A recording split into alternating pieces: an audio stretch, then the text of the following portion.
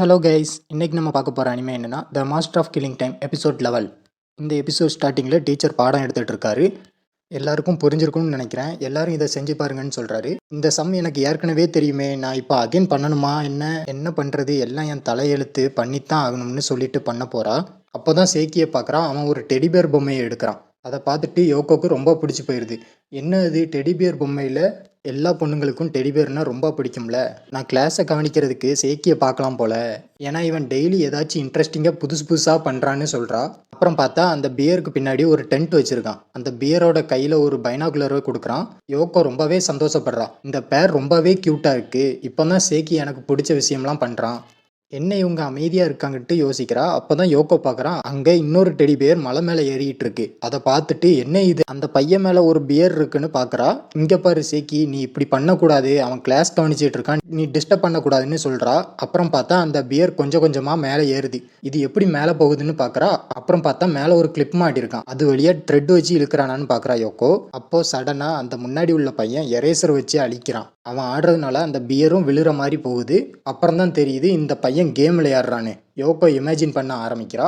ஏதோ பெரிய மலையில் அந்த பியர் ஏறுது. ஆனால் மலை மேலே ஏற போகிறப்போ ஏற முடியல, ஏன்னா அந்த பையனோட காலர் மறைக்குது. அது அந்த பியருக்கு மலைக்கு முன்னாடி ஒரு பெரிய கல் இருக்கிற மாதிரி தெரியுது. ஸோ சேக்கி அந்த கயிறை மெதுவாக இழுக்கிறான். இந்த பையனுக்கு கழுத்தில் அரிக்குதுன்னு சொரியறதுக்காக கையை கொண்டு வரான். போச்சு, பியர் செத்துச்சுன்னு நினைக்கிறாங்க. ஆனால் அவன் பியர்கிட்ட கை கொண்டு வரல. ஸோ பியரும் சேஃபாக இருக்குது. அப்புறம் தான் யோகோ பார்க்குறான். அந்த பியர் காலர்கிட்ட போயிட்டு சேக்கியும் பொறுமையாக கயிறை இழுக்கிறான். எப்படியோ பியர் போயிட்டு மேலே ஏறவும் சேக்கி இன்னொரு கயிறை இழுக்கிறான். அப்போ ஒரு ஃப்ளாக் வருது. எப்படியோ பியர் ஏறிட்டு க்யூட்டாக பியர் சாதிச்சிட்டுன்னு யோகோ சந்தோஷப்படுறா.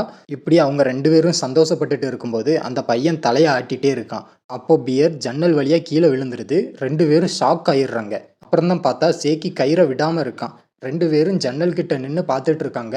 இதை அந்த பையனும் பார்த்துட்டான். அப்புறம் சேக்கி அந்த கயிறை பிடிச்சி இழுத்து எப்படியோ பியர் மேலே வந்துட்டு அப்புறம் அந்த ரெண்டு பேரும் ஒன்றா சேர்ந்துட்டு பெருமூச்சு விடுறாங்க. அப்போ திரும்பியும் சேக்கி வந்து அந்த கிளிப்பை மாட்ட போகிறான்.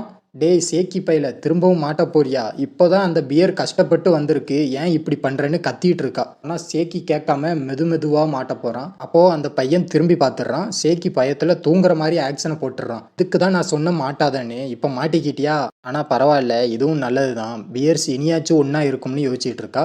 சடனாக அந்த பையன் இவளை பார்த்து முறைக்க ஆரம்பிக்கான்.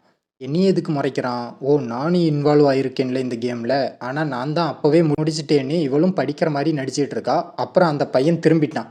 ஆனால் திரும்பவும் இவன் அடங்காமல் கிளிப்பை மாட்ட போகிறான். என்ன நீ நம்மளை சாகடிக்க ட்ரை பண்ணுறியான்னு யோகோ கத்திட்டு இருக்கா. சேக்கி ரொம்பவே டெரராகவே ஃபேஸை வச்சுட்டு மாட்ட போகிறான். அந்த பையன் திரும்பவும் திரும்பி பார்த்து ரொம்ப பயங்கரமாக முறைக்கிறான். உடனே இவங்களும் படிக்கிற மாதிரி தூங்குற மாதிரி நடிச்சிடுறாங்க. டே, இதுக்கு தான் சொன்ன மாட்டாதன்னு எங்கே கேட்குறேன்னு யோகோ யோசிக்கிறா. ரெண்டாவது டைமும் ஃபெயில் ஆயிடுறாங்க மாட்ட முடியாமல். இதோட இந்த எபிசோடும் முடியுது. இந்த எபிசோடு உங்கள் எல்லாருக்கும் பிடிச்சிருக்குன்னு நம்புகிறேன். இதே மாதிரி ஃபன்னான எபிசோடுக்கு என்னை சப்ஸ்கிரைப் பண்ணிவிட்டு இந்த வீடியோக்கு லைக்கை போட்டுருங்க. இனிமேல் நெக்ஸ்ட் எபிசோடில் சந்திக்கிறேன். பாய்.